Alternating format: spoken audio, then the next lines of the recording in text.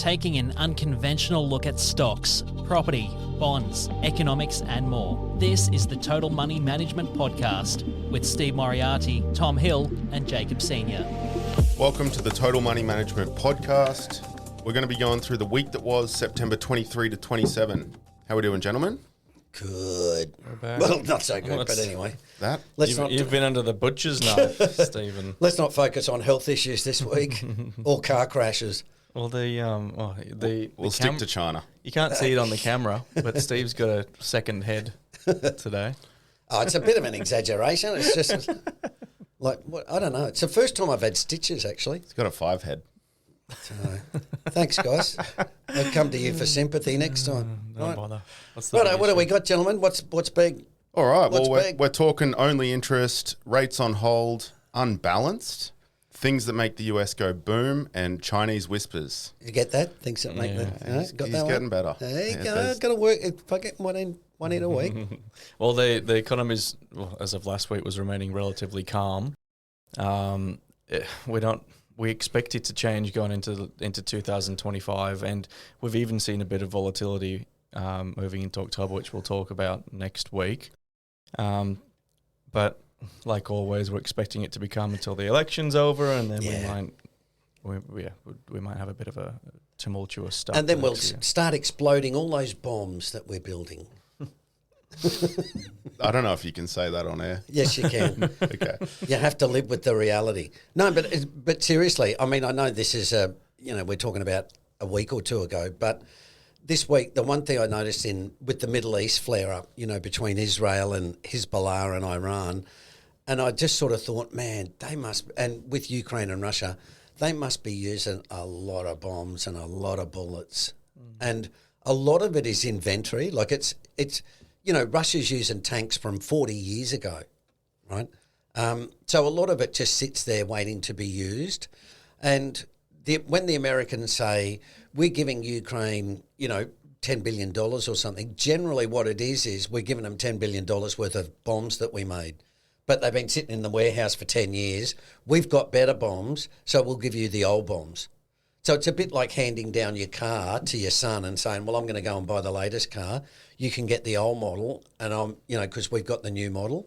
And it's really tricky because there's a lot of things like we're not going to give you these missiles because if it misfires, the Russians will pick it up and strip it and see what the technology is. Yeah, it's all about the technology. Yeah. So they can't, they give them the old stuff. But it's just, I just sort of thought, God, we're going to have an explosion in national security issues.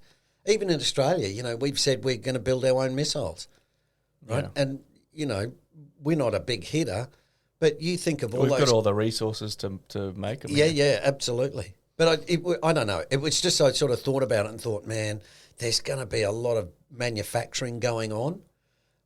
Particularly in the US, France, Sweden, those ones that make a lot of arms. Well, I saw in the US this week, inflation's down from 3 point something to 2 point something for the first time in years in the twos, when that obviously speaks to the amount of onshore manufacturing things. Yeah, they're bringing, and that's the other issue, they're bringing lots of stuff back. That's set in motion now. The Europeans yesterday, I think, put on the tariffs on Chinese EVs, 45%.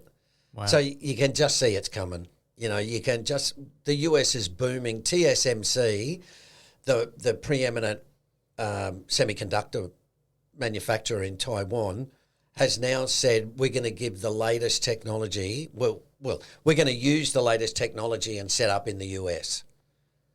Right, so that's where I think a lot of people underestimate the US. When the US says we're going to do something, people go, oh, they'll never do this, they'll never do that. Mate, when the US sets their mind to it, they find a way to do it. And how are the US incentivizing TSMC to move into the US? Well, generally you've got two things. Generally you've got just the size of the market. You've got to remember the US is insanely rich. Mm-hmm. Right, it's an insanely rich place. It's in a lot of ways, it's sort of like perfect. Like it's got internal rivers which make transport cheap. It's got all the resources. It's got magnificent agricultural land, right? Like you just look at it and go, if you were designing heaven, this would be what it'd be like. It's got, lush, fertile plains. It's got lots of water. It's got lots of resources. It's got lots of coal, They can be very self-sufficient. Oh, absolutely, Tom. And that's what they're doing. And then you plug on Canada above it, which has got a bucket load of resources. It's basically untapped up there. And then you've got Mexico below it, which has got this human labour, a huge capacity for labour. It's just a perfect continent. And so that reshoring, anybody, whether they're a labour, the Mexicans are trying to flood into the US, and capital money is trying to flood into the US, right? Because it's just so rich and it's so innovative. On an individual basis, Mexicans can look at it and go, if I get in there, I can make money. I might make something that becomes, world famous, and I become a billionaire. Unless Trump puts his 12-story wall up. Well, yeah. But, mate, human ingenuity, they'll find a way around it. But the other thing is too, Jacob, on that, the rich people in America like that undocumented illegal immigration because that's who they hire to do their personal staff, right? They're cleaners and all that sort of stuff. That most of them are undocumented migrants. Arnold Schwarzenegger got caught out with it, right? And it's just it's just the way it works. So, and it helps keep US wages down, right? Because they're just flooding the place with a lot of cheap labour. So, but anyway, it's just interesting, I think. I don't know why. It just hit me that national security is going to be an enormous issue over the next 10 years. Yeah. Well, it seems to have been an issue it's building. It doesn't just come out of nowhere. It seems to just... Yeah. Well, it's just, I got there that that economist, William Vickery, well-targeted deficits will generate added disposable income. Okay, well, that's good for workers. Enhance the demand for products of industry. That's right, industry likes it, and make private investment more profitable. TSMC, right? And again, TSMC announced yesterday, I think they're going to put another $50 billion, I think, in the US. So, you pretty soon you're starting to talk about some serious money because TSMC says we're going to, Texas or Arizona or wherever, every single company that works with TSMC, and there's probably 100 companies, go, right, we've got to start moving to Arizona to be next to TSMC. So the US is incentivizing it, but they're also getting a bunch of foreign investment. Absolutely. Well. Yeah. Because they're taking advantage of the incentive. Yeah. What confuses me is how the hell can the S&P pull back if the economy's going really well? Yeah. We know the stock economy, market's not the economy, mate. I know, but everything's pointing towards north. Yeah, but it's you got to remember it's price and value. Right? If I said to you, everything's going gangbusters, well, it's generally priced in, right? And that's what you're seeing with property at the moment, right? And I think we're on Monday. We're talking about it.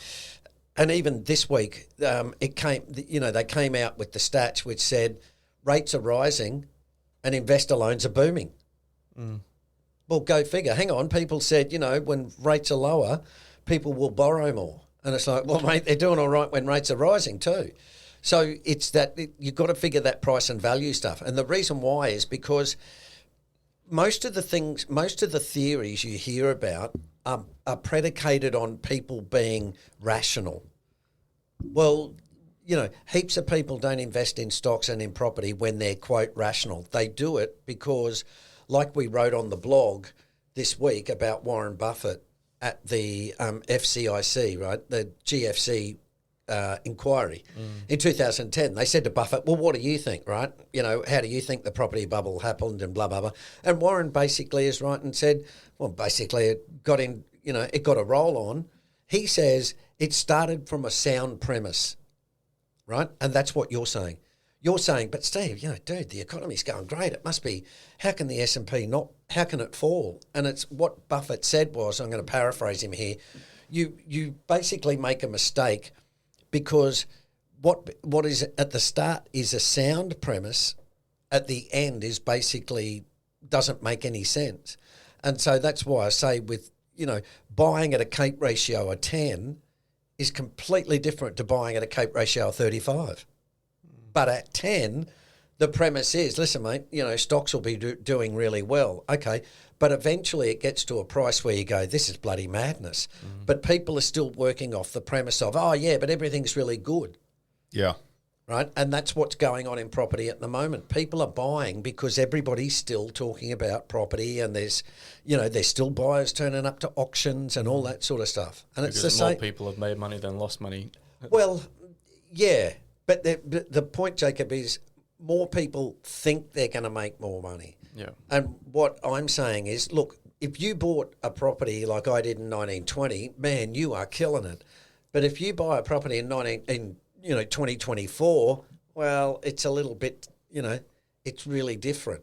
But Don't expect to double your money. Exactly. In 5 years. And that's the price value equation. Yeah. Right? Everybody talks about, and this is what Buffett again said. He said, everybody starts talking about the price action. Right? Nobody starts talking about 13 times income, which is the whole idea that we try to get across to people, that it's about value. Yeah. Right? Just because something has gone up and it's really good and it seems really fantastic doesn't mean it's going to continue to go up. It's very easy to understand that concept, but when you showing an active interest in markets and checking it every day, and you notice that every time it drops in recent history, it recovers, it's hard to kind of internalize that message. Absolutely. Yeah.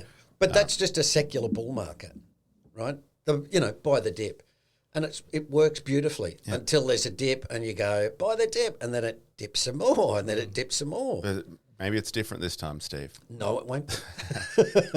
So on Monday, the longer the RBA keeps rates at 4.35% or higher, means the more people may struggle with repayments. And the story in the week that was here mentions that some mortgage holders are now reverting to interest-only loans. Yeah. I think it's becoming a little bit bifurcated, where you've got some people who, like I just said, are, buying hand over fist, and you've got people at the other end that are really struggling. I reckon it's a tough one. I know, someone said on the socials, stuff the landlords or something, and to me, it's a bit like, everybody's just trying to do their best, and there's not every landlord's rolling in dosh. There's a lot of landlords out there who are, doing it tough. Oh, there's plenty even on the socials coming out saying, I'm losing $200 to $300 a week now. Yeah. Due to everything that's happening. And yeah, look, I just have sympathy with a lot of them, because, you get caught in a bubble. And as I said, I've been in one. Mate, nobody can tell you anything. You're all full of shit. I know what I'm doing. I'm going to bank zillions. Boom. And then you've got to eat a bloody bucket load of humble pie. And it's a really tough lesson to learn, right? Because while you're making money, you're telling every man in his soul, I'm killing it. I'm on my fourth property. You don't say to people, I owe $2.5 million. Just hope this ship doesn't go down. Human egos are fragile things, too. Absolutely. Money. Yeah. Money. Right? What's happening Tuesday? Well, rates day, economic growth at 0.9 and falling. So it is kind of difficult to understand the rationale behind RBA's decision to leave rates still instead of cutting them. Inflation and the expanding mortgage market appear to be the main concern here. Most people think if rates fall, property investors may boost lending, but the final decision really rests with the banks. Yeah. Someone said on the socials, and the general idea, that's why I said before, Tom, the general idea is if you cut rates, there'll be more borrowing. Now, that works to a point, right? Because as I said, I think in previous episodes, if you walk into the bank and say, say rates are 4.3, right, and rates go to 3, you walk into a bank and say, hey, dude, I want $1 million, and if they say no, Tom, you're not getting $1 million, well, that's the end of that. You're not getting a loan. So it's the banks will weigh each loan according to certain criteria, and they will fudge it a bit too sometimes. But the idea that, if they cut rates, it'll automatically increase borrowing is not true. Now, the other reason is too, would you want to go and buy a property if it's in a falling market and if economic growth is going from 1.1, which is what it was, to 0.9, and now and the Reserve Bank are actively saying we want to smash inflation via the economy. Well, who the hell wants to go and borrow, $1.5 million to speculate in an asset class? When you put it like that, using logic, no. Yeah, but I don't think many people, a lot of people when they buy a house, it's an emotional thing. Whether it's, I don't want to miss out. Everyone else is making money off property. I need to get in. Yeah. Or if it's a family home, What's the date today? The 5th. If people interested, they can go on the blog, on the website and read the blog this week. Because and we're going to be doing about 3 or 4 in a row on what Buffett said about the GFC, right? And it's really, really insightful because it's everything we know that people do, right? They get crazy. He talks, and I've said this before, suddenly your neighbour's driving a new Mercedes and they've got a property and you're thinking, man, I'm smarter than Tom. Bloody hell, I'm going to the bank, right? So this is, we're social animals, and this is what happens. You get sentiment. Tom just buys these bloody properties, and they just keep going up, right? Well, if you don't know about market cycles, you don't actually know what you're doing. You're just looking at Tom, going, man, Tom's getting rich, and Jacob's getting rich, and well, what am I doing, right? And that's exactly what Buffett said. Everybody, the guy was sort of saying to him, well, okay, well, who's to blame for this stuff? And Buffett basically said it was everybody. Real estate agents, they were making money. Mortgage brokers, they were making money. Banks, they were making money. Securitization, they were making money. Right? People who bought property, they were making money. So everybody's making money. Well, who the hell wants to come along and go, hey, listen, things could be a little bit dodgy. They push you out of the room.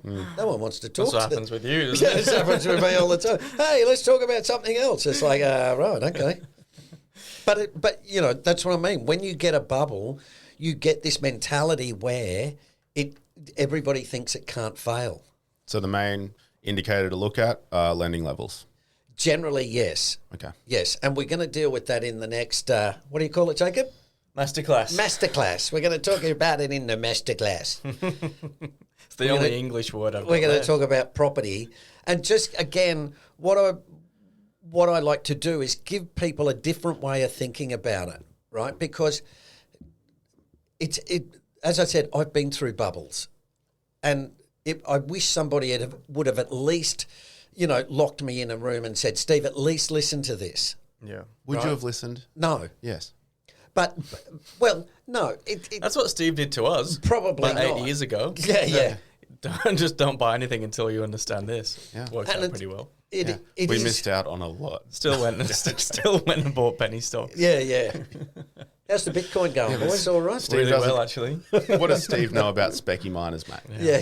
Anyway, let's move on to Wednesday. Yeah. We're going to talk briefly on the United States share of GDP, or global GDP. And the last time it exceeded 60% of the market cap in the 60s, the US economy accounted for 40% of the global GDP.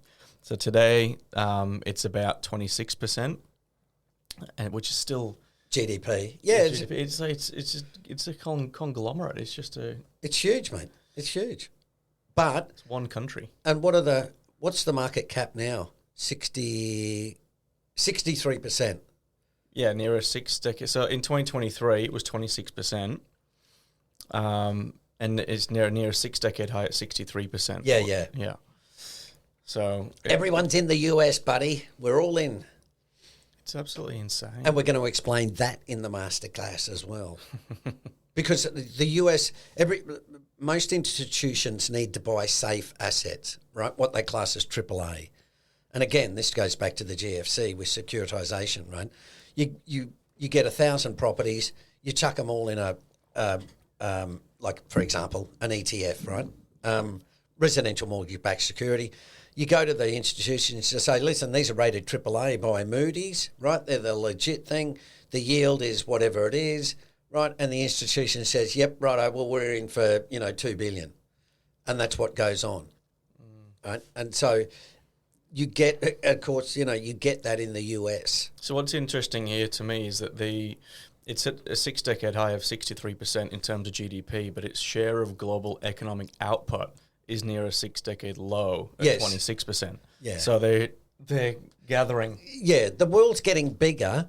The US's portion of it is getting smaller, which is what you'd expect with China and Japan and generally Southeast Asia coming, India and those places coming on stream. Yeah. But they're getting richer. The US, yeah. Well, that's why that's why everybody wants to be there, because it's the place to make dosh. I could never live there.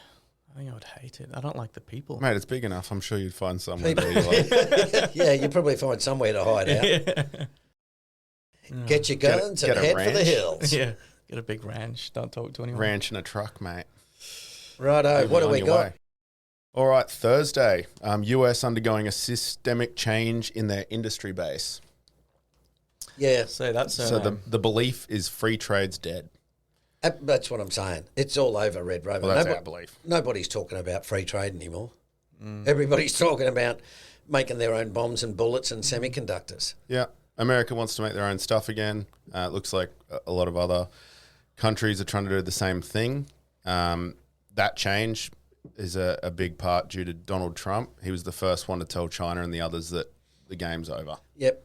Not doing this anymore. It doesn't mean there's not going to be agreements between countries. Like, this is where people get, I think, fundamentally confused, where it's not just going to be siloed countries. It's not going to be 200 countries all for themselves. Yeah. It's just different trade agreements. It's going to be pick a side. Yeah. You're going to be on the US team or you're going to be on the China team. That's what it boils down to. Yeah. Right? And that's why I say Australia's got a bit of an interesting scenario, because we're trying to say we want to sell the Chinese all of our resources, but we want to be under the strategic umbrella of the Americans. So, the Americans would be going, dude, I don't think you should be helping the Chinese. And the Chinese would be going, I don't think you should be under the umbrella of the Americans. Yeah, whose game are you playing? Yep.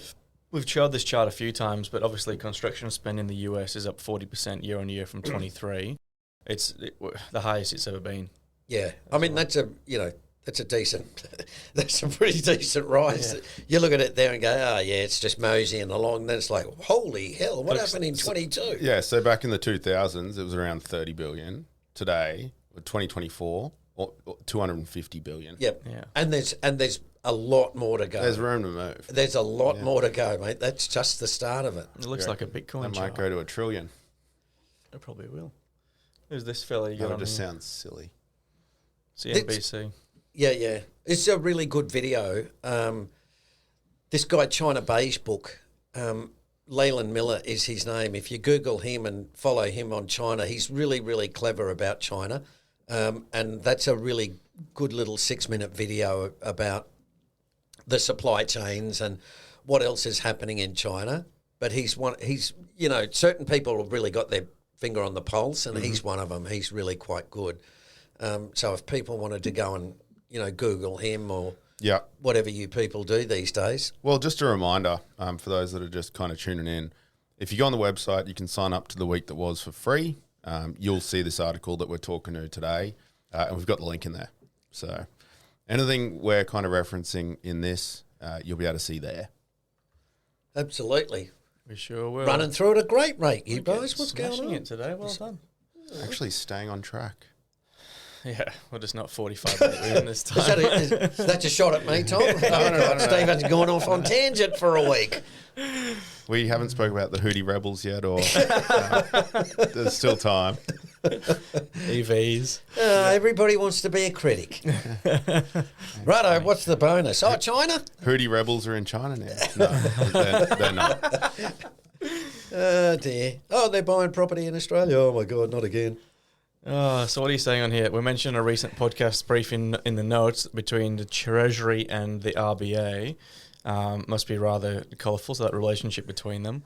And this is showing, the chart here is showing monthly CPI inflation rate percent, so it's down. 0.08%. Yeah. Oh, dear. How do you even quantify that? 0.08%. That's a joke. Finger in the wind, mate. Oh, yeah, what it's do you about reckon? that. About 0.8, 0.08. Doritos corn chips. Right? There you go, Dan. There's your headline for the week. No, that was last week. I know, but we've got to keep it consistent. It's just, it doesn't make any sense. Well, this is saying the banks were 100% wrong when they said rates won't rise until 2024, and it appears they're wrong again. Well, yeah. I just think when you look at people's track records, and look, mine's far from perfect, but what I'm saying is it just astounds me that the Reserve Bank came out, admittedly it's a different governor, but he came out and said rates won't rise until 2024, right? They went up like 5 times, right? You know, from 0 to 4% in the blink of an eye. But we still then go, oh, right, well, let's listen to what the RBA's got to say. And it's like, I'm sorry, why the hell would you listen to the RBA? They don't know what's going on. So you think we need rate cuts? Well, yes, I do. Because the economy is really, really average. But my main point is that you don't need rate cuts. We need the government to spend some goddamn money. But isn't residential debt at 200% or something? Yeah. It's really high. But and so rate they'd be cuts, trying to presumably curb that. Rate cuts would help that. But again, the RBA, I think, said what do they say? They said the quiet part out loud, which was they're a little bit worried about cutting rates because they're worried about stoking another boom, right, in property. Well, we've already got one anyway. Well, yeah. But then private debt would keep going up then, which would be a further issue down the track anyway. Yeah, that's where my head goes. That's what. Can you help us understand that? But that's what I mean about the sound premise. That it's like buy the dip, right? It worked until you just go, oh man, you just buy the dip, and then it doesn't work. And that's what I'm saying about interest rates. Interest rates are a really blunt tool. Now, when you've got a lot of people with a lot of debt, you start cutting, and then nobody's borrowing anymore. Why? Because they've already got enough debt. So if I use Japan as the example, the Japanese cut rates to basically 0, right? Nobody borrowed. Why? Well, the economy was in the toilet, and everybody had, gorged themselves on property and stocks during the Japanese bubble. Well, just because you cut rates, the economy's terrible. Well, what? You're going to go to the bank and say, can I have $1 million? It's like, no. Why would you do that? And that's, again, why I'm saying Buffett's really on the money there when he says, the sentiment is really important, because you look around and go, nobody else is borrowing. Well, bloody hell, I'm not borrowing, right? Because you think, oh, well, everybody else is probably, they probably know more than I do, or something's going on. But when the flip side is when it's booming and rates are at 6 and 7%, you're going, oh, man, I'm in for a penny. Yeah. Why? Well, because someone else is borrowing at 6%. And if you look at rates, they've been higher historically. This is in the US, right? In the 70s, and I mentioned this, I think, a few months ago, rates were at like 7% or something, right? But they had more housing starts, right, then than they do now when rates were at 0. Why? Because people had good income to pay for it, right? It was 4 to 5 times income. Now, in Australia, it's 13, right? And that's where, again, we're talking about price and value. You can say, oh, yeah, but rates are at 4%. And it's like, yeah, but wages are not moving. So, when you look at it relative wise, you guys are much worse off than I was when I was a kid, because it was 3 to 4 times income. I thought we just need to stop eating our avocado toast and buying coffees, and then we'd have a part bunch of it. houses. Yep.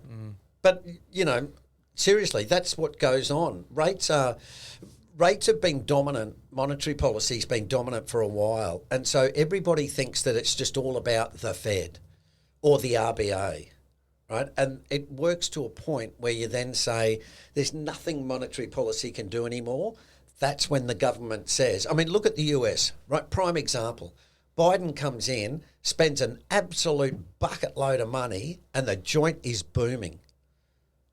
right? Nobody's over there going, oh, you know, so much debt. Well, the unemployment rate came out last night and it's fallen from 4.2 to 4.1. Well, of course it is, because the joints bloody will go in gangbusters.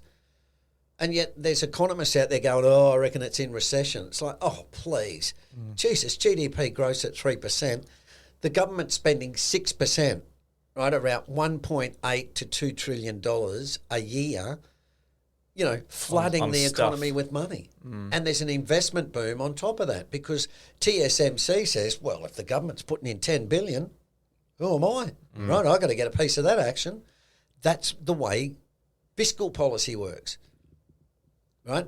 People start getting jobs. People start spending money, right? Oh, house prices are expensive. Doesn't matter, dude. I'm getting 6% wage rises a year, right? That's the whole point. And it's really, really important, right? But you know, you got to be old like me to understand it. All right, well, the short story, it goes on about US slamming the brakes on Chinese car tech, and it's really all about national security.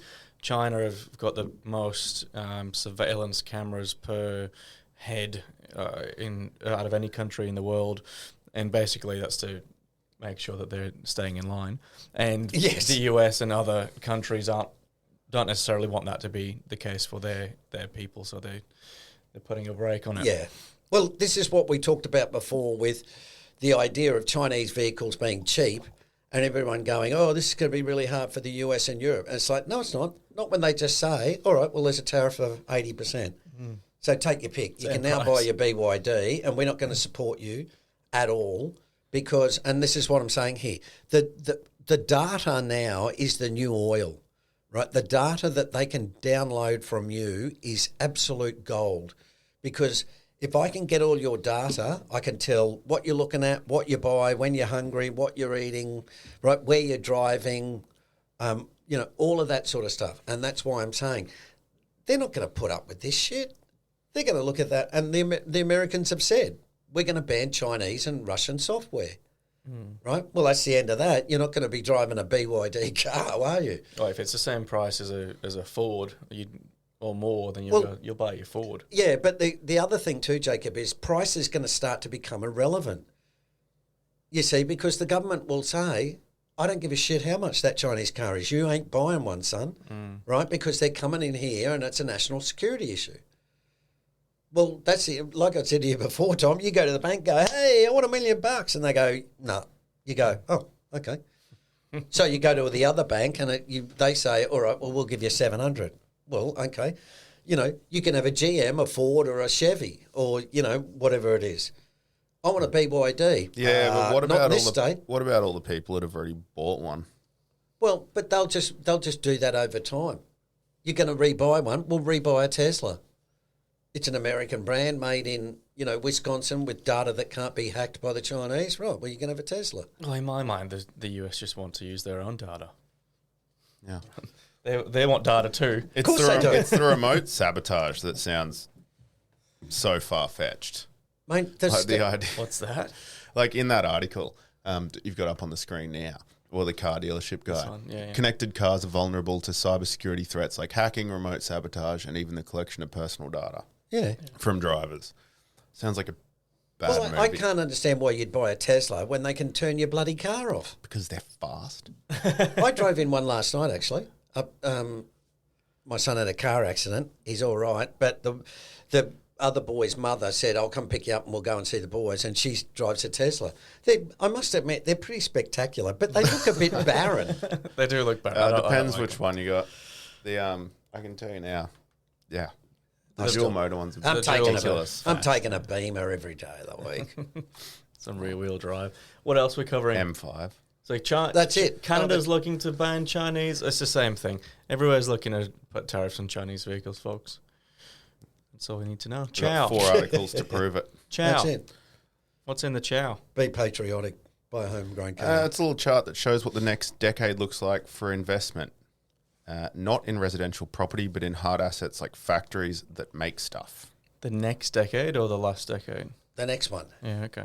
So that ties back to, I think, the other one we were showing. You know, like this is my point about governments. When governments say, folks, we're going to spend a lot of money, and all these dickhead economists go, oh man, you've got to watch the budget. It's like, oh, you morons, look at it. Look at it. There's investment boom. Everybody's wage rises. Everybody's having a fat time. They're going, oh, but the deficit. Oh, God. Never going to pay it back anyway. Well, you don't have to. They just print it. It just goes on forever. That's what I mean. You know, like, why would you listen to those people? And it gets back to, again, what Williams said at the start, right? Well-targeted deficits will generate added disposable income. Bingo. Enhance the demand for the products of industry. Bingo. And make private investment more profitable. I mean, Jesus, what else do you want? All right, let's cut it there before Steve has a heart attack. We'll see you next week. All right, see you next week. Thanks. Stay up to date on our socials. Just search for Total Money Management on Instagram and TikTok. For your free investor personality assessment, go to totalmoneymanagement.com.au. And as always, remember, we don't provide financial advice.